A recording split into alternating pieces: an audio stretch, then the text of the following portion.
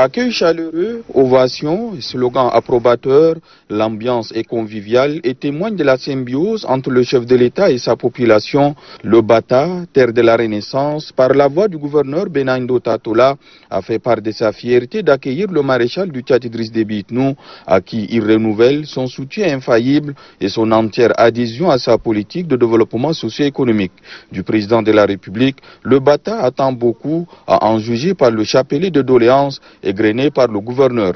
Recueillir les doléances et s'imprégner de la vie du citoyen, c'est justement le mobile du périple qu'entreprend le maréchal du Tchad Idriss Déby Itnou dans le souci de donner une forte impulsion au programme à fort impact social et d'apporter des réponses concrètes aux besoins de la population. Le progrès et le décollage économique de la province ne viendront que s'il y règne l'autorité de l'État, le travail, l'amour du prochain, la paix et le vivre ensemble.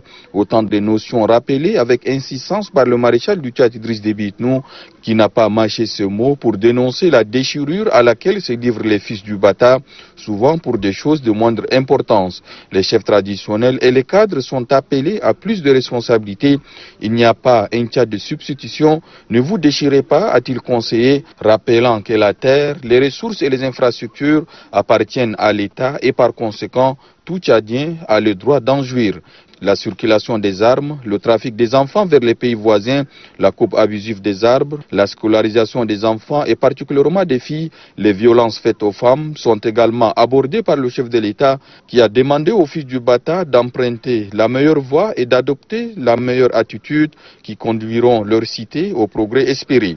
Il s'est montré ferme et intraitable s'agissant de la coupe abusive des arbres, de la résurgence des conflits intercommunautaires, de l'europaillage clandestin, en mettant les chefs traditionnels et les responsables administratifs devant leurs responsabilités. La rencontre entre le maréchal du Tchad, Idriss Déby Itnou, et les forces vives du Bata, ce sont des instructions, des directives, mais également des annonces fortes. Les travaux de construction de la route N'Djamena-Bilala à Ati et Ati-Omhadjer vont recommencer d'ici un mois. Il en sera de même pour le projet FNAT, qui sera repris en main par le ministère de l'Élevage. Les 10 km de voirie urbaine seront réalisés dans les meilleurs délais. Une bretelle pour désenclaver la ville de Yao, un aéroport de type A, un abattoir moderne à Ati, un centre de formation professionnelle et bien d'autres projets sont au nombre de promesses fermes faites par le maréchal du Tchad Idriss Déby Itnou pour la province. Le prix du mètre cube d'eau potable sera réduit substantiellement.